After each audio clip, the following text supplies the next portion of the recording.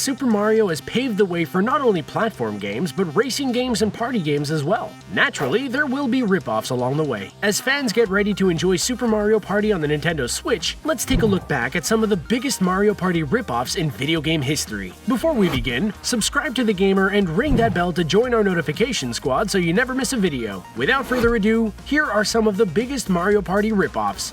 Sonic Shuffle. One of Mario's biggest rival over the years is undoubtedly Sonic the Hedgehog. Sega and Nintendo were in a pretty big console war during the 90s, but the failure of the Dreamcast left Sonic on his own and forced Sega to publish Sonic titles on Nintendo consoles. Well, before the Dreamcast was fully pulled off the market, the spunky blue hedgehog tried his hand at another Mario game clone in the form of Sonic Shuffle. The Dreamcast game was released in the year 2000, and running on a disc proved troublesome, as we see through a YouTube walkthrough from Hellfire Playthroughs. We're used to Sonic's fast speed, and the incredibly long loading times really took away the pacing of the game. Each game featured a large game board puzzle where Sonic and his friends would travel around in an attempt to claim victory. The minigames themselves were a random collection of challenges, but lacked any clear directions. Thankfully, Sonic and Mario have made slight amends over the years, and they now have crossover Olympic Games every 2 years. SpongeBob. Lights, Camera, Pants. Man, has Nickelodeon really milked SpongeBob SquarePants over the years. If there's a product or game to put the yellow sponge on, Nick has never had a problem licensing his likeness. In the world of video games, there have been countless SpongeBob titles, with no game really standing out from the last. After a slew of action platform titles, SpongeBob and his Bikini Bottom buddies entered the realm of party games with SpongeBob Lights Camera Pants. As shown by YouTube player GXZ95, players navigate their way through a collection of minigames, but unfortunately, a lot of the games feel like a chore and many of them go on for way too long. Sure, SpongeBob makes flipping and serving up Krabby Patties a blast, but when you're pounding the controller over and over again, you're gonna suddenly feel like you should be getting paid for the manual labor. RUGRATS Scavenger Hunt.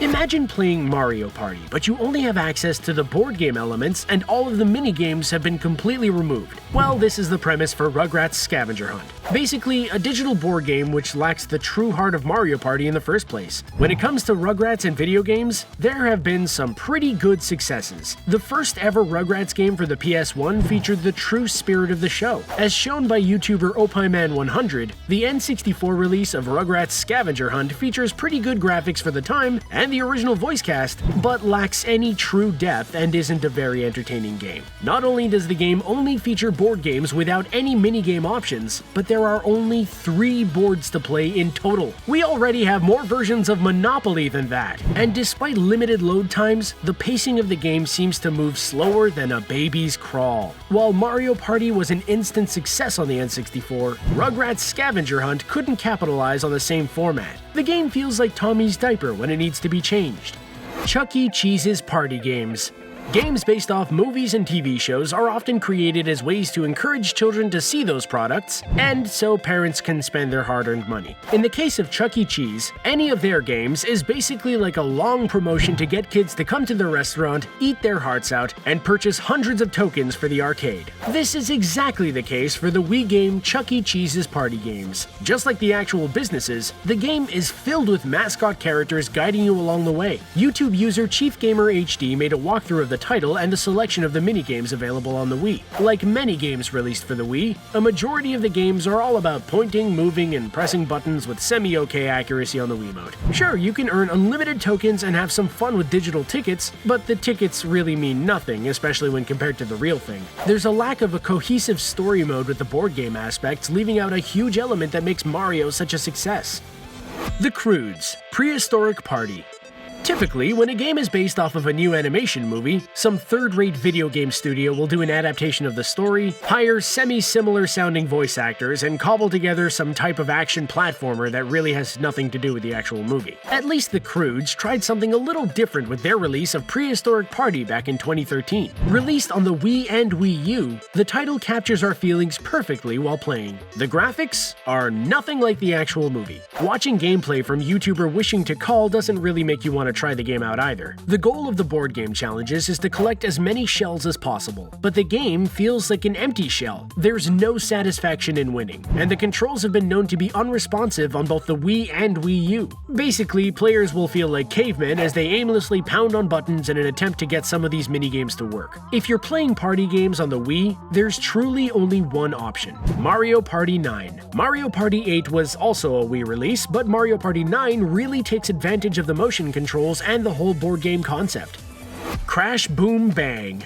Poor Crash Bandicoot. He has really tried to make a name for himself over the years, but often falls behind the shadows of both Sonic and Mario. His original platform titles and HD remakes are both challenging and entertaining, but his spin-off games lack the same charm and often feel second fiddle, especially when compared to Mario's original offerings. Right from the start, the party game Crash Boom Bang made the mistake being released on the Nintendo DS. Players would have to all have their own DS consoles to play multiplayer and be within proper distance to connect the consoles together. Aside from the logistics nightmare, the game itself is chock full of problems. A lot of the games feel very slow-moving or uninspired. For example, as showcased by YouTuber Tynek Leonard, the game features a one-on-one challenge where players roll crash balls into each other and attempt to knock each other off the playing area. Not only do the balls move at an incredibly slow pace, but two of the other players have to sit out of the game. Their only option is to bet on the other players while they watch the action. A release on the Wii or another home console could have given Crash Boom Bang a better chance to survive, and a title change could have helped the game out a little as well. Muppets Party Cruise. While the Nintendo Wii featured an onslaught of party games attempting to make use out of the gimmick controllers, the Mario Party franchise was pretty much on its own for the GameCube, except of course for the full-on Muppets game entitled Muppets Party Cruise. Years before Disney took over the Muppets franchise, the Muppets were on their last fabric legs and trying to stay relevant in the early 2000s. YouTuber John God Games captured the spirit of the game with a full walkthrough of Muppets Party Cruise, and the game really has the full Muppet spirit, if you only watch the cutscenes. Over the years, the beloved puppets have made their way to Hollywood, a treasure island, space, and even in an adaptation of The Wizard of Oz. For the video game version of the Muppets, we get to enjoy the characters as they take a much-needed break by going on a cruise vacation. The animation is CG instead of their usual puppetry, but everything looks great on screen, and the classic humor is all there. The cutscenes are actually so good, you'll want to quickly get through some of the boring minigames just to see more shenanigans featuring Kermit, Miss Piggy, Fozzie, and the rest of the Muppet gang. Nick Party Blast. Nickelodeon has not given up on the party game concept over the years, and sometimes they come close to perfecting the Mario Party formula. For the best Mario Party-styled action in the form of Nicktoons, check out Nick Party Blast for both the original Xbox and GameCube. The concept of the game does what Rugrats Scavenger Hunt and SpongeBob Light's Camera Pants missed the mark on, mixing Nicktoons together. Here, you have huge hits like SpongeBob SquarePants and the Rugrats mixing it up with other hits like Rocket Power and the Wild Thornberries. Captured by Much Games on YouTube, you finally get your chance to see Tommy Pickles go one-on-one with Jimmy Neutron in a battle of Nicktoon dominance. The game really takes the concept of a party to whole new heights with elements like food fights, racing games, and basketball. Different shows are represented in stages, including Bikini Bottom and Retroville. Playing the game today feels like a whole lot of nostalgia, and playing back then as a kid was an awesome way to kill time before the actual shows came back on the air. Nick Party Blast may be a ripoff of Mario Party, but it's certainly a blast with some of the best playable characters available. SHREK Super Party. Remember the early 2000s when SHREK was all the rage, leading to television specials, multiple sequels, SHREK slippers, and countless quotes from Eddie Murphy's Donkey? Well, like most successful franchises, SHREK got his own set of weak cash grab video games. His selection of titles includes racing games, action games, and even a SHREK wrestling game where the likes of Pinocchio could take on Prince Charming in some crazy brawls. And then there's the mandatory SHREK party game, but not just any party, a super party. SHREK's Super Party was released in 2002 for the PS2 and Xbox. As captured by YouTuber Wishing to Call, in one of the oddest parts of the game, all of the characters feature giant heads for no explained reason. Giant heads is a great cheat code, but we really didn't need these bobbleheads walking around through the whole game. Some games are as fast-paced and fun as the movies, while others drag on worse than trudging through Shrek's swamp. The game keeps up with the humor of the movie, but the graphics leave much to be desired, and the game was a pretty big disappointment. PAC-MAN Party.